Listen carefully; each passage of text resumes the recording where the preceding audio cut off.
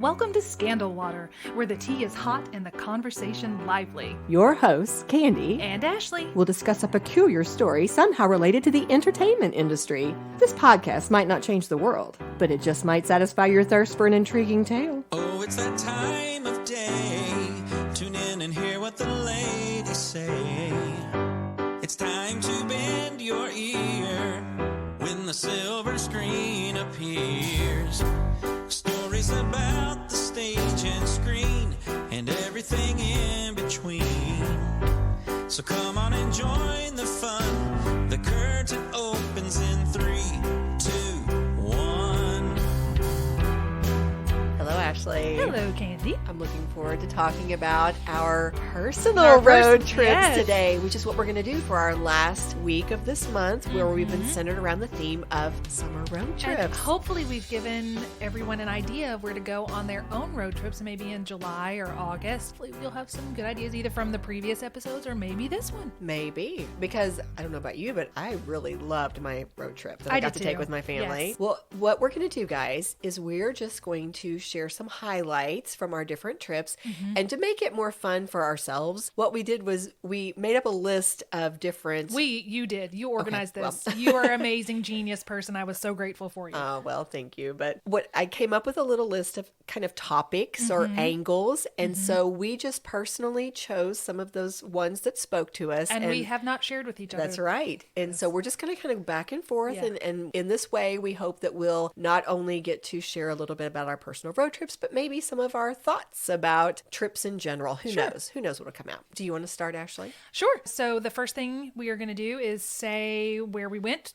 Here's a itinerary. At the end of April, Brian and I went on a 9-day road trip. We started in Orlando, Florida, and spent 2 days at Disney World. We left there, drove up to Georgia, where we visited Jekyll Island, then a couple days at Tybee Island, and a day trip into Savannah before we moved on to a day trip to Charleston, and then ended up in Asheville, where we stopped in, of course, at the Biltmore before we made it home by that next Friday night. As for why did we do this? He and I, as I've talked about many, many times, we're both heavily involved in our community theater. And when we're not there, we're both working. So for us to take a break from work in the theater means we literally have to leave the premises. We have to remove ourselves or we're just going to keep plugging away.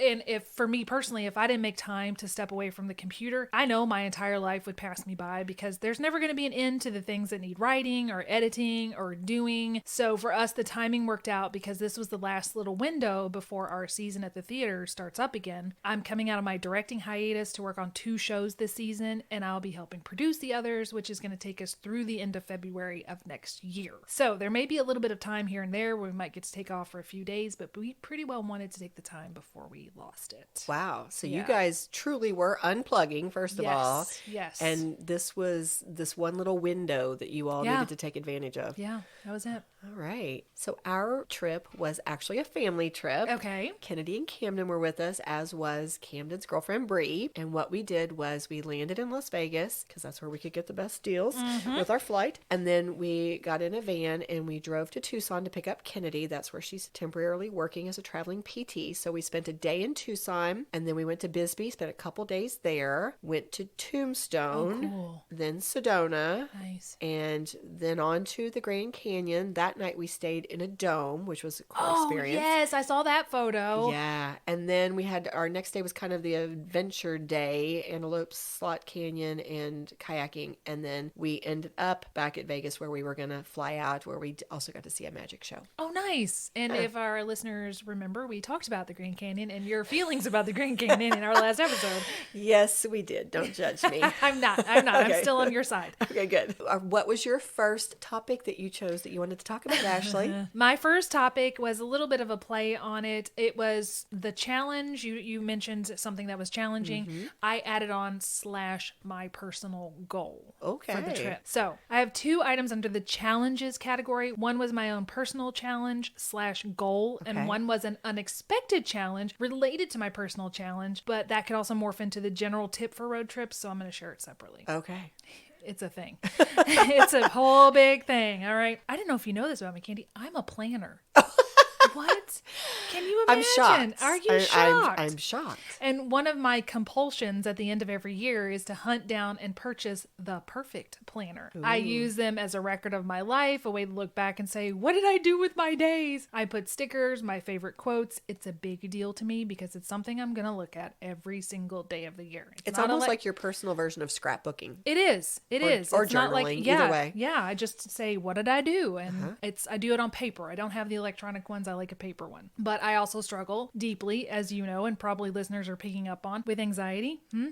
I'm much better than I used to be. It used to be more of an everyday thing, and now it's more triggered by certain events. And one thing I've been trying to do is live each day as it comes and not pile a bunch of responsibilities on my week and stare at this to-do list that's probably never going to get done. So with this trip, I stepped out of my comfort zone, and one of my personal challenges, even including Disney World, was not to pre-plan too deeply. Ooh. It's a big deal. Now, if you go to Disney World, you know you have to plan a little bit right now. There's park reservations you have to make and dinner reservations, but past that, technically, you don't have to plan anything. You could just walk around the park and take in the ambiance of the situation and stand in lines for things that you're interested in. So thankfully, Brian and I have been fortunate enough to go to Disney World several times over the years. So we really only have like a few must-dos for each park. The rest can kind of come and go at this point. Again, this is our experience. Now, for full disclosure, because of some health problems that I have, I qualify for a DAS pass at Disney World, which is a disability access pass. Using that resource, along with a single rider option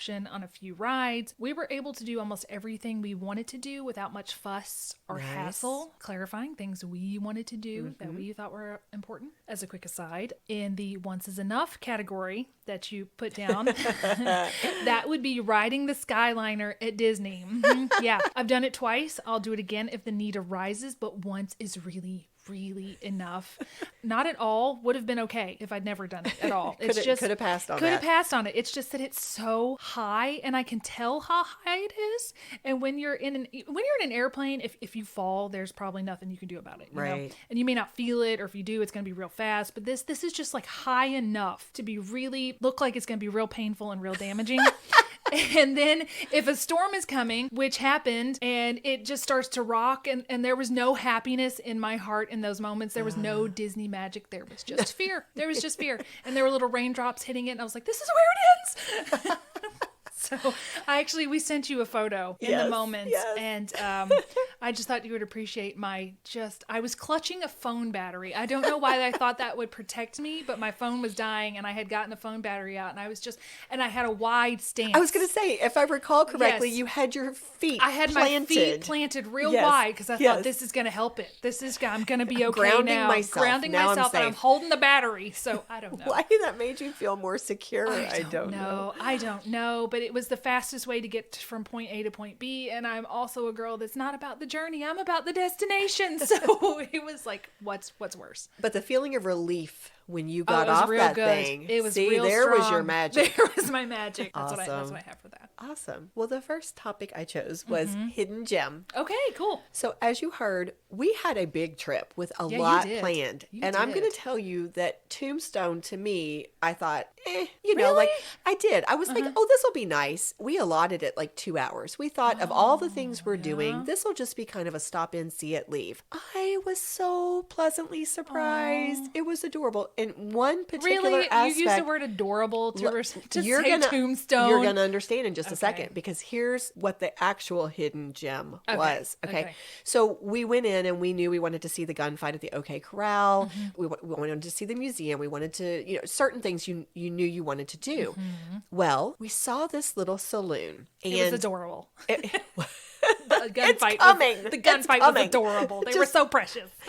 this saloon was historic because it had been a grand hotel in the past. Oh, cool. And it was the site actually where people such as Wyatt and Virgil Earp had stayed, Doc Holliday, different people. So also Camden and Bree really wanted to find like the swinging doors. They wanted a picture of They what, wanted to because push their way through. they some had the swinging cowboy saloon hats doors. and they were going to take a Yeah. picture. So we went over to the saloon. This is before 11 o'clock in the morning. morning. I know this because they don't start serving food until 11. So we went in, it's maybe, let's say 9:30. And it's called Big Nose Kate's Saloon. And Does Kate have a big nose? Yes, she did. Well, no, actually she didn't. Okay. But the stained glass was beautiful. The site was gorgeous. We walk in, it's pretty empty. A few people are in there. And there's some, music playing over the loudspeaker. And this elderly gentleman comes up to us as we're looking around, admiring the place. And the next thing you know, he's like, you need a picture. You need a picture. You guys need to get behind the bar. And I'm like, well, are we allowed to do that? Yes. Wait. He goes. He gets boas. He comes over. He puts them around our necks. He goes and gets us hats. He gets us pistols. And it's like one of those Gatlinburg things, but it's a real saloon. It's a real saloon. That's and cool. by this point, Kennedy is like, I don't know if and I'm like, he must know somebody. Like he seems, he is too confident. Tourister. The next thing you know, this man is so charming. He's got us behind the bar where there is a bartender back there, but the bartender is letting this guy direct us. We are taking photos. He's telling me to put my hand on the beer tap. And I mean, he is so confident. And then he notices, Kirk and Camden have started taking pictures. He's like, you all get behind there. He gives them cowboy hats. Camden already had one. And he makes them pose as though we're holding them up. At somewhere along the line, I'm like, you own this place, don't you? And yes, this was the owner. Oh, fun. This gentleman, his name was Steve. I'm telling you, he made our morning. He was the most charming. He sat there and chatted with us. He talked to us about different things with the history. We told him we were going to the gunfight. Here, give him my card. Tell him. I mean, he's just Tommy Doo delightful. of the Wild West, isn't he? Yes. And so that was my hidden gem, just to give you just a little bit more information. So it has a historical sign posted outside the saloon because in 1881, when the Tombstone city had a population of only around 5,000 people, it did have 110 saloons, 14 24-hour gambling halls, and it, because of those things, brought in some of the red light ladies, or shady ladies, as they might be called. Ladies. And Big Nose Kate was one of those. Okay. She was famous mainly for the fact that she was Doc Holliday's girlfriend. So after they turned the Grand Hotel into a bar many, many years later, it was a different bar. And in 1982, Steve and his wife Gloria and their daughter Susan, they became the owners. And wow, he's owned it a long time then. Yes, he has. And they turned it into the Big Nose Kate Saloon, where they tried to, it's been renovated many times. In fact, there was a fire that went through Tombstone back in 1882, but it did not destroy this entire building. Oh, cool. So they've kept it as historically accurate as they could. For example, the bar that is in the saloon now is the original one, but it was originally located downstairs.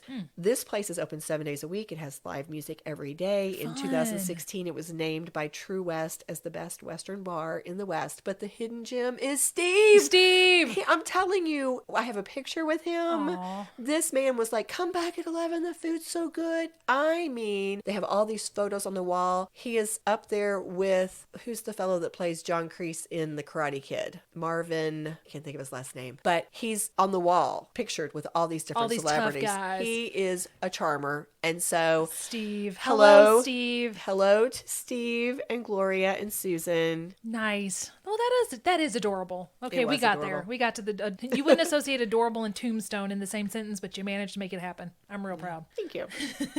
Okay, so talked about there being an unexpected challenge that could kind of go into tips for people who are on road trips. Yes. And I'm going to give you guys a tip for choosing hotels on the road. Okay. Because it goes into, it related. I did not pre-plan where we were going to stay. Oh, not even her. No, ma'am. Oh. No, the only thing that was planned that we were going to stay is Disney World. After that, we set course for a city and had nowhere to stay. This is how determined I was to stick to this. Okay, I am impressed now because You know me. I couldn't do that. Oh, yeah. Okay, all right. Well, here's how we did it. Oh, no. So, the unexpected challenge that could morph into the tip I have for road trips in general happened as we were on the second leg of a road trip where we would decide on the city we wanted to visit. And as we drove to that location, I would just start searching for hotels on Google. We're just going to search on Google, That would stress me out. Oh, well, I do highly recommend you do it instead of just pulling into a random hotel when you're ready to stop driving. Okay. 100% search them on Google. No. I did not realize at the beginning of this endeavor how unintentionally humorous hotel reviews could be. Of course, you know, every hotel had the immediate 5-star reviews. Right, of course. But upon deeper digging, the hilarity began to reveal itself within the 1-star reviews. That's really where the comedy gold is, but I doubt sincerely that the person leaving the review was Meant it that laughing way? at the time that they wrote it. Yes, there are now towns that, according to their hotel reviews, I am not certain I would even feel comfortable stopping to use the bathroom. One particularly great standout 1-star review mentioned that they felt their gas had been siphoned out of their vehicle, possibly by the maintenance man of the hotel they were staying at, and that they wanted to warn other vacationers not to leave their hotel room after dark. Oh, Yeah. no. Yes, ma'am. Lots of talk of hair in places it maybe shouldn't be. Some bed bugs, non-working appliances, some broken AC, and a few mentions of blood. No. Yes. No. Oh, yes. Oh, yes. Just as an aside, long after we were home, we looked up a seedy-looking hotel in a town near us, not our specific town, and as expected, many 5 stars. But one 1-star reviewer mentioned that she thought she might have seen a stabbing. But she ended her review with complaining that she wasn't allowed to take her breakfast back to her room. So in writing, we're usually told when making a list to end with the most significant item, such as I did in my list where blood was the last thing I mentioned. Right. So with that logic, to this woman, apparently, the lack of ability to do breakfast in bed was more grievous than seeing a stabbing. Okay. Yeah. Oh, yeah. I have so many thoughts going I through know. my head Okay. right now. One of the hotels we were considering where it did not seem that anyone had been murdered as of yet. We arrived and the doors were open, but there was no employees on the premises. At all? Nope. Then another vacationer arrived and said that their daughter had just checked in and the employee had stated they had to go fix something and they'd be right back. After 10 minutes of waiting, Wow. and still no employee, I found the phone number for the hotel online, and when Brian called it, it had been disconnected. We knew that it was a real hotel Because you because were we were standing sitting in in it. front of it and people were inside, just no employees, which was That's really making me crazy. reconsider the whole murder thing. It turns How out do you stay in business? I don't know. It turns out this poor man was literally the only employee at the hotel at that time. I don't know, or maybe at all. No. And he had to do some maintenance work. So between that and then the other hotels that we stopped at, see, it was like a beach. I was like, I really want to stay at a hotel on the beach. And I'm not giving locations because lots of these cities were absolutely lovely. Right. So just know that it was on the way. Or we walked to the beach to say, do we like this stretch of beach? And it was lovely. It had a restroom Right. available, blah, blah, blah. Hundreds of dead jellyfish Ooh. on the beach. So we go into this hotel that's daring to charge $300 a night. And we say, what's up with all the dead jellyfish? And the guy looked us dead in the eye and went, what dead jellyfish? And Brian's like, for real? For real? For real? You want $300 a night and we can't even walk on the beach because if you step on a dead jellyfish, you're So still gonna sting you. Yeah. Yeah. He was like, oh, it just must be the time of year for that. That was all. So we did not stay there. Did you find places every night or did it turn into an ordeal? We did find a place. The one place we stayed in before I started checking all this stuff, he ended up barricading the door at night. He was a little nervous. the other places were fine. I never really considered the fact that maybe reviews can be bought. I just never thought about it. And I think it goes on a lot more than I realized. So dear listeners, be sure to check the 1 stars if you're an anxious person who's trying to be spontaneous, as I was. So in case you're wondering where we did stay with no fear of bed bugs, robbery, or death, I'm going to give you the name of the 3 best hotels that we found. Disney's All Stars Movie Resort gets the bronze medal. Sea and Breeze Hotel and Condo on Tybee Island gets the silver. Okay. And the Doubletree by Hilton Biltmore Hotel Asheville brings home the gold. I felt like I was sleeping on a cloud. Oh. It could be because that was the last stop and I was utterly exhausted. But you know what? You take your wins where you can. Yeah. Yeah. Okay. Kudos. Hey, you know there's a podcast where they do nothing but read the bad reviews to different. Yeah. That is hilarious. That's what they do. That is funny. I've heard part of it. Okay. Well, my next topic was most exciting event, location, or moment. All right. And this, hands down, goes to our experience kayaking the Colorado Really? River. I was so nervous about this, you guys. I'm not super athletic. I know you're shocked. You're more athletic than I am. I mean, I go outdoors, but I'm not a huge outdoorsy person. And so beforehand, I had asked my friend Jessica, who is a big kayaker. I'm like, Jessica, please just put me in a kayak and put me on some water and just like make me feel comfortable. We ran out of time. She was very willing. She's wonderful. Oh, because you had never kayaked before, or didn't know how, or what? Well, I just needed to feel like, show me how to hold the paddle. Yeah. Just let me get in a kayak. I'll be fine. And everybody kept telling me I would be fine because where we were going was around Horseshoe Bend and then down the Colorado River. And everybody said, oh, but the water's very calm and peaceful. You'll be fine. But until you do it, you don't not know. sure. So I was a little nervous. Well, when we got there, we started out and the boat ride itself, because the gentleman who took the 5 of us up to the spot where he was going to let us out, like we were on a speedboat. And that experience alone was breathtaking. Really? Oh my goodness. I could not even put it into words. As we were, looking at the canyon walls, looking at the scenery on that water, feeling the breeze, it was one of those moments that takes your breath away. Nice. Yes, that alone was an experience. Okay. And then what we decided was you could do the 4 to 6 hour day, or you could do like the 3 to 4 hour day. And it seemed advisable for us to choose the shorter. I would think so, because if you were not used to kayaking, you would be in so much pain the next day. We were a little nervous. I think Cam, that probably all 3 of the kids might have leaned towards the longer day, but they were bearing in mind the parents were with them. And so we went with the 4 hour day. Gotcha. Which meant that we did the boat ride through Horseshoe Bend, and then we got out kind of right after that. And so once we got in those kayaks, first of all, we were all fine. We were great. Kirk took a spill, which was, it was an issue with the current, but he recovered really well, got right back in his kayak. Everything was great. I would recommend everybody do it. I think every single person, if you ever got the chance, it's worth the money. It's not hugely expensive, but it costs a little bit. It's worth it. It is just absolutely, for me, like a once in a lifetime type thing. Nice. Yeah. And the scenery, breathtaking. I got to see a wild horse that had come down towards the water at one point. I have a picture of that. Absolutely gorgeous. Love it. Yeah. Well, before we share our other insights about our trips, why don't we take a short break? Hey, Candy, did you know there are 3 very important things that happen on August 8th this year? What are they? Well, it's National Happiness Happens Day and International Cat Day, which happens to be something that makes me happy.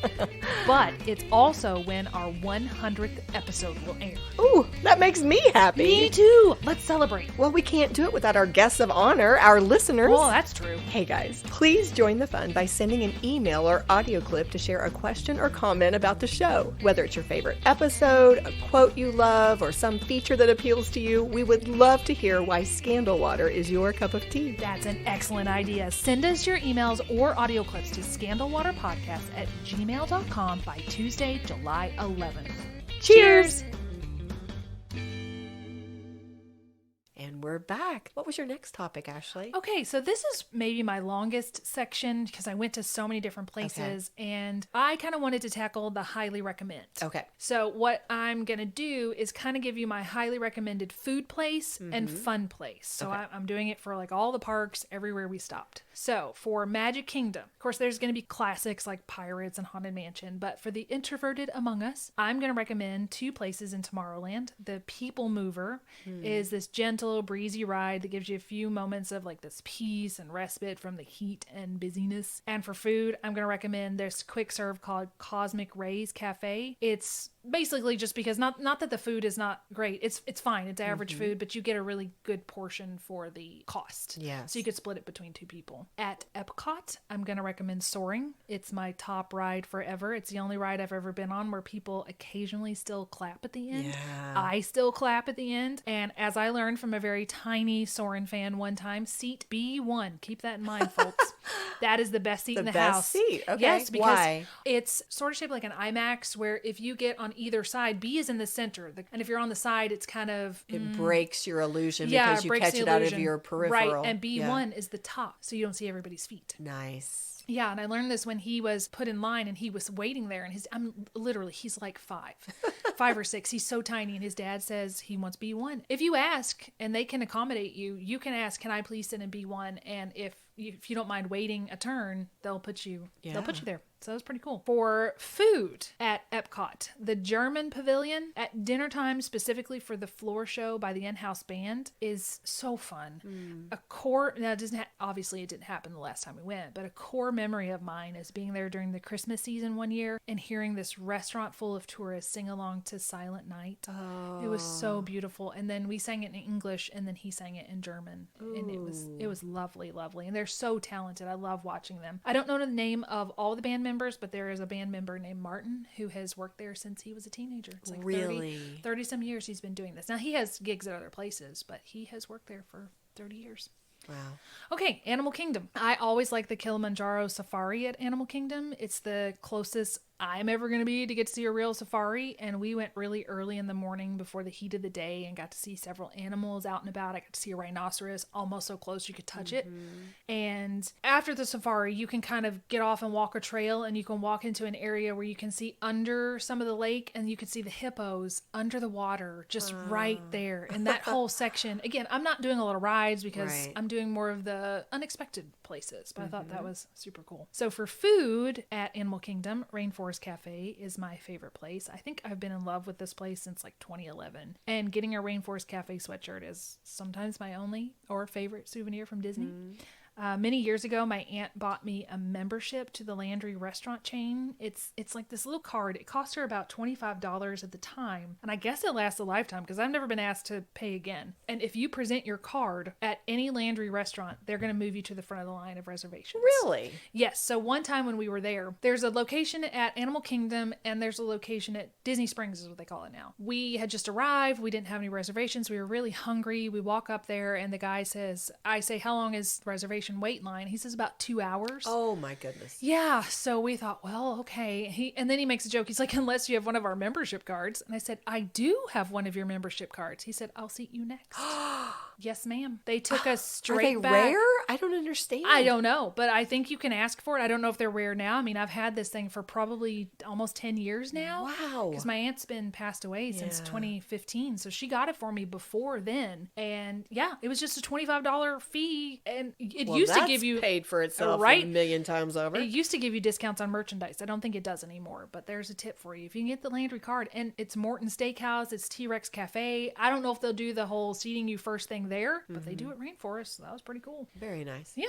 All right. Hollywood Studios, the Frozen sing-along experience. And I have some video I may share with that. This is such a fun and funny show. They play songs from Frozen that the audience can sing along to, while two quote-unquote Arendelle historians relate the history and plot of Frozen with funny dialogue and bad puns, which is right up my alley. At the end, it snows and everyone loses their mind with like this unbridled joy. They're just like, oh my gosh, it's so amazing. You just see all these people it's just pure happiness radiates out of that place. And for food, the sci-fi dine-in, because you can sit inside a retro car, which I also love, in front of this huge drive-in screen that plays previews for old B movies, sci-fi movies. And so far, it's the only drive-in experience I've ever had. Really? Yeah, I've always wanted to go. Future episode. For sure, yeah. Okay, we're leaving Disney World. I've got a few more places to go. I told you we went to a lot of places. You did. Jekyll Island. So if you only have a short time to spare, I suggest visiting Mosaic, the Jekyll Island Museum, and taking a tour. Your purchase also gives you admission to the museum itself. And I always enjoy the broad overviews that tour guides provide because it gives me a big picture. So if I have more time, I can kind of decide where best to apply it. And our tour guide was Aaron, and he was particularly delightful and told lots of jokes with excellent callbacks, which I really appreciated. And for food, we didn't end up eating on the island itself, but we ate at a Cheddar's in Brunswick, where we met the most darling, delightful waitress named Lainey. So if you're listening, hello Lainey. She said she would start listening to us. On Tybee, the beach near the end of the island, right around 17th Street. It's close to all the fun little touristy shops, but far enough away that you can really enjoy the peace of the beach. And for food, Sunrise Cafe and Fanny's on the Beach. I don't know if they would qualify as hidden gems because they were pretty populated, but it's a tie. I was trying to only do one food place, but this one was definitely a tie. The Sunrise Cafe for breakfast and Fanny's for lunch or dinner, and you're golden. Like, you could eat there every day. The food is good. The French fries at Fanny's might be the best I have ever eaten in my life. Yes. Wow. And I told them that too, and they were like, all right.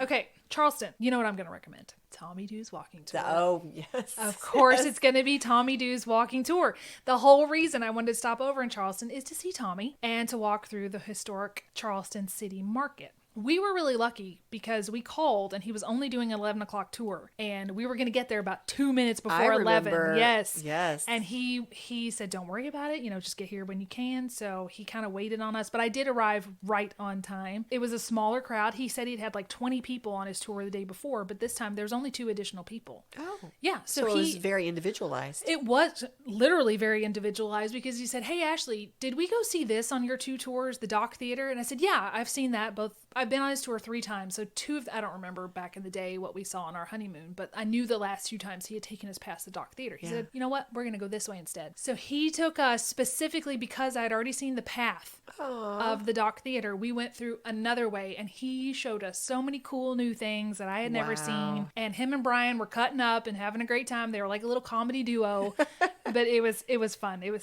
I love visiting him, and he's just the best. Okay, so a couple honorable mentions, a few booths that I love at the market. Justin Falk, F-A-L-K photography is one there. I think there's a real artistry to his images. I have one hanging in my office already, and I need to find a place for the second one, which was this. Can you see this? Oh. Is that not beautiful? Oh, that is beautiful. So tell them what it looks like. Well, it's like kind of like a little harbor scene where you see all of these boats of various size and shape. They're all docked there, but the colors, there's so many tones that are kind of earth tones, and then all of a sudden you'll have like a little blue in there. I'm not going to take a picture of that by itself because I don't want someone to copy it, but you can maybe take a picture of me holding it so people can get to experience it. I just thought it really struck me. And then the Peruvian alpaca fashion booth, I've bought a lot of her gloves and her hats over the years, and long time ago I bought a alpaca stuffed up. I mean, it's like a little alpaca animal because I love alpacas. I did not need another one. I didn't need another one, but I saw this one. It had the same coloring as my sweet dog Riley, and they sold, and I had to have it. Could you not? Can you not believe this? Feel it. Oh my goodness! Hold it makes you want to hug it. Like you can just looking feel at the it. Fur. It's so soft. It's so soft. It's adorable. And it looks like Riley. And I said, "Well, now you've got my money. Okay, here we go." I just melted. I caved. I caved immediately. I melted immediately. And Brian's like, "Are we getting ready to buy an alpaca?" I was like, "Yes, we are." And its name is Riley, and it's amazing. I kind of got the same color scheme going here. You do. You got a theme. I do. Okay, there was another store. I cannot find her business card, and I didn't want to not mention her because I bought a Christmas gift for you, like the earrings. Do you remember the earrings? And I cannot find her card, but it was something called Island Crafts, or I cannot remember it. If I ever find it, I will share it. But it's lovely. I wanted to mention her. I love her jewelry. They are made from authentic glass or items from Charleston. So it really is made in Charleston and from Charleston. Yeah. Those earrings are gorgeous. Right.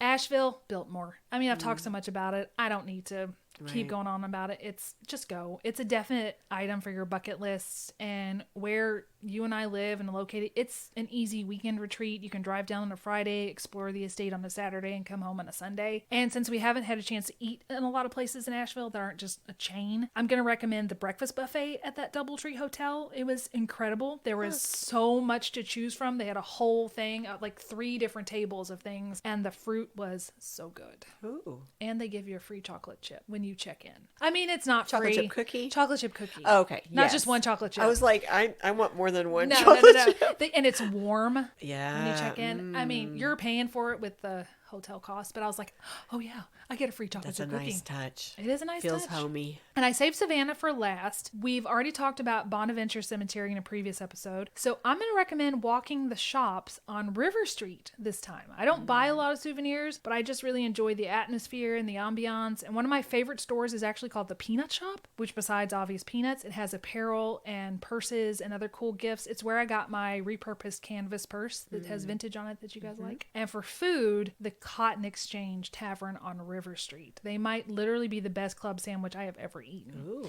Oh yes, another cool store that we discovered this time is actually in the upper deck of River Street. It's called Shell Yeah. What? Shell, S-H-E-L-L. Oh, got it. I get it. Okay. And it has obviously cool shells, but it also had something very touristy and amazing. And Brian and I fell deeply, deeply into that trap. And I actually got you a souvenir from this store. Last time I was on a trip, we were doing Jaws, so I got you a little Jaws sticker from Tybee Island. And this time, I got you this. Oh, So hold it up to the light. this unique strip of 35 millimeter. Go ahead and read it out loud. This unique strip of 35 millimeter motion picture film came from an actual movie reel. It was seen in an old movie theater on the big screen. Own a piece of film history, and it's Star Wars. It is. Oh, I cannot believe I know. Is that not cool? This is amazing. It's Luke Skywalker and his little white. Oh my gosh, I love it. Yay! Thank you. You're welcome. That is so cool. Wasn't that cool? I got myself a couple too. That's Well, what I said. I We hope fell you deep did. into this trap. We were like, oh my gosh.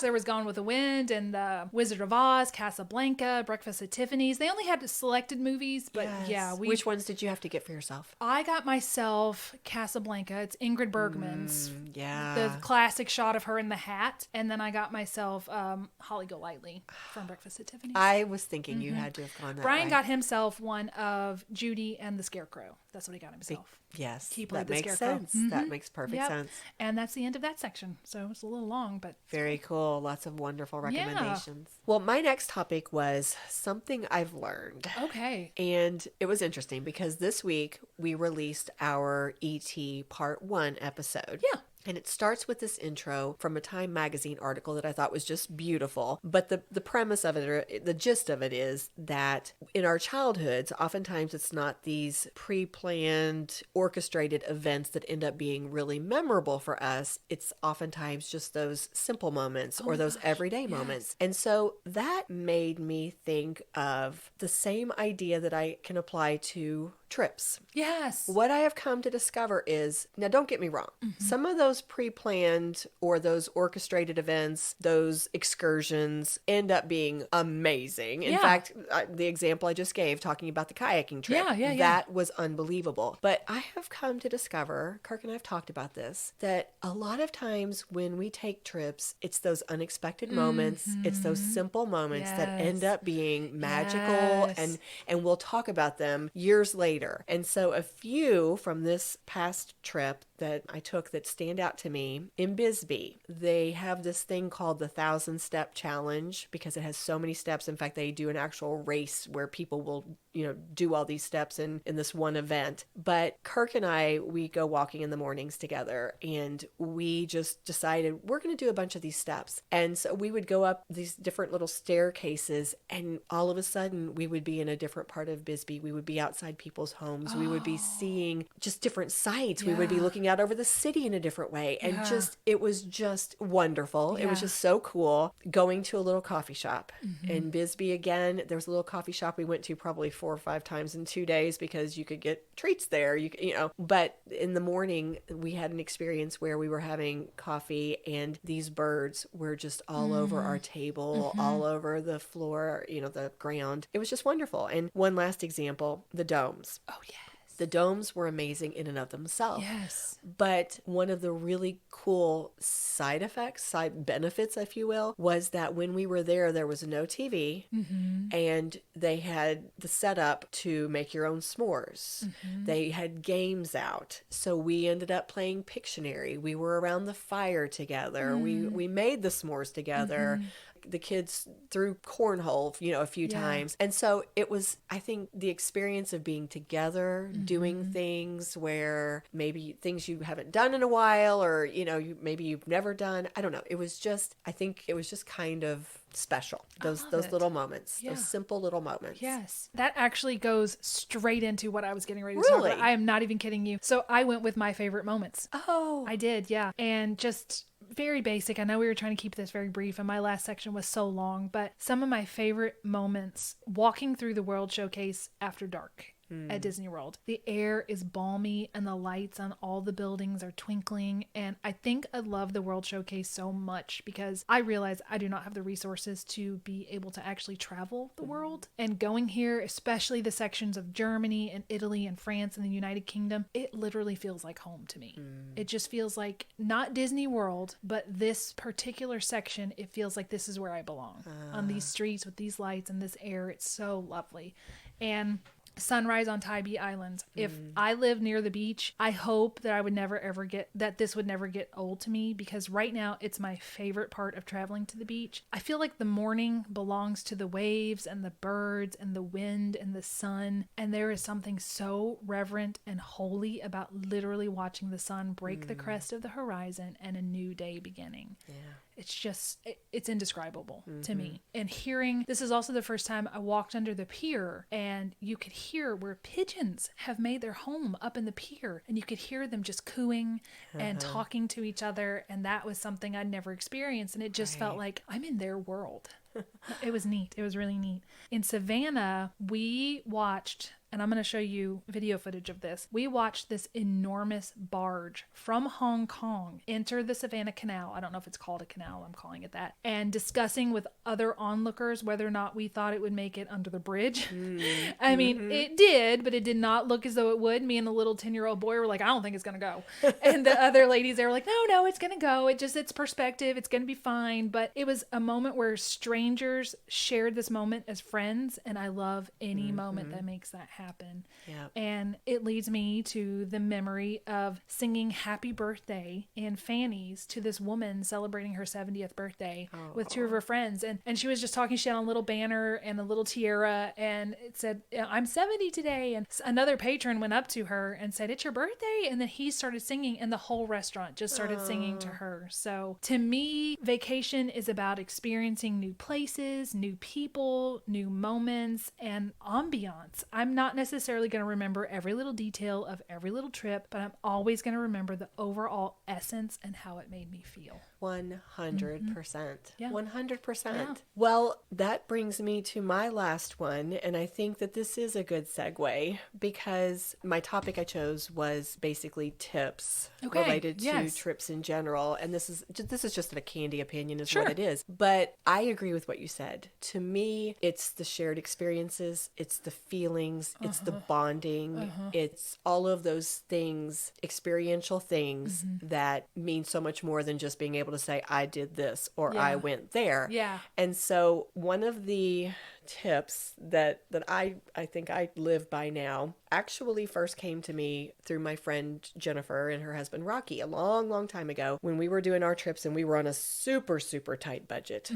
We were talking to them, and they had just come back from a trip to Martha's Vineyard, and they were sharing that they had no idea what the cost of living there was, how everything was priced, and that it was just shock to them when they arrived and they started having to pay for meals or whatever they were doing. And I think it was Jennifer who said, we realized after a day or two that this was how it was, and we were either going to have to kind of accept it and just go on with it, or we were going to have to it was going to ruin our trip. Yeah. We were just going to be angry the whole time, frustrated the whole time. And so what I've come to realize myself is you obviously have to stay within your budget. You have to, yes, you have to think ridiculous. about, right. But what I've realized is I value vacations and trips so much. They are so valuable to me that I've come to the realization that there are always going to be unexpected expenses. Yeah. So like when I care enough about them and I want them to be good experiences. So when I go to budget, I figure out here's what I really think it's going to cost based on everything we're planning to do and where we want to go and where we're staying. And then I go ahead and I budget like a whole chunk extra. Yeah. Because it's going to happen. But it's going to happen. And I don't want to be taken by surprise, and I don't want to become angry or frustrated and let it ruin my trip. Right.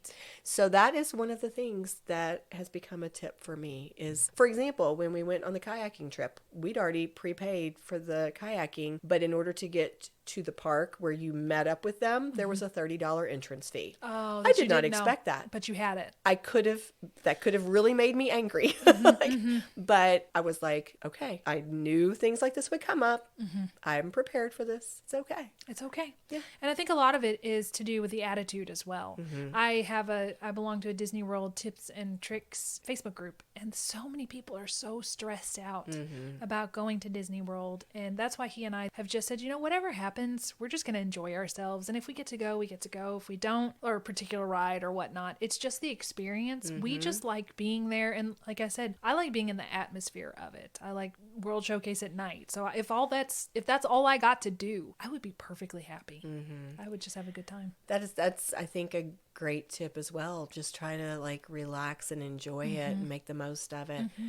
For a time, those of you who remember when this was open, I worked as a ride operator one summer at Opryland. Oh, yeah. And it was the rock and roller coaster. And we would rotate through the different positions, you know, as you operated that ride. And so one of the positions was to be the person with the stick who would measure whether the children were tall enough to ride the ride. And I met some very unhappy parents. I got cursed at once or twice. One person got angry enough to kind of push the garbage can a little bit. And one of the other coworkers, a friend, said, you know, some of the most unhappy people in this park seem to be parents. Yeah. And it hit me back then how sad that is, because you would think your ideal is that the families at an amusement park are the happiest. And so that, I think, speaks to the lesson that you just said. You can't let the details ruin it for you. You know, like enjoy the experience with your family. Right. Just don't sweat the small stuff. Right. Exactly. Well, Ashley, I think we're ready to bring this to a close. Who are we going to cheers? I think we cheers ourselves and our families. I mean, and the great places that we went. There's too many places, but I say just the experience of taking family vacations. I think it's important to do, even if you don't go far. I mean, whatever your budget is, even if you just go a city over, I'm sure maybe one time you and I can do an episode where we find close hidden gems. Little day trips. Yeah. Or those are wonderful. Yeah. You can go out in your backyard and have a picnic. Just do something together and make the memories and enjoy life. Yeah. That's what the summer's for, right? So cheers to road trips in general. Yeah. And enjoying the summer with your family. Yes. Cheers to that. Cheers. If you love what we do, please rate and review our show. Or you can become a supporter by making a donation through buymeacoffee.com/scandalwaterpod. Whether a single gift or a recurring monthly donation, it would go a long way towards supporting our work and allowing us to keep the tea brewing. At our website, www.scandalwaterpodcast.com, you can submit questions or your own story ideas, access our sources and show notes, see the merch we offer for sale, and more. You can join the Scandal Water community through our Scandal Water Podcast Facebook page or follow us on Instagram or TikTok at Scandal Water Podcast. This episode was executive produced by Candy Thomas, that's me, and Ashley Raymer Brown. That's me. It was researched and written by Candy Thomas and edited by Ashley Raymer Brown. A special thank you to Josh Martin, who wrote, composed, and performed the Scandal Water theme and other music. Matt C. Adams, who created the artwork, and Joshua Reith, who designed our website and provides ongoing technical support. As a reminder, this podcast is purely for entertainment purposes. The thoughts and opinions of the host during each episode of Scandal Water are their own and do not reflect the opinions of any future guests, advertisers, or clearly professional psychologists. Thanks for listening.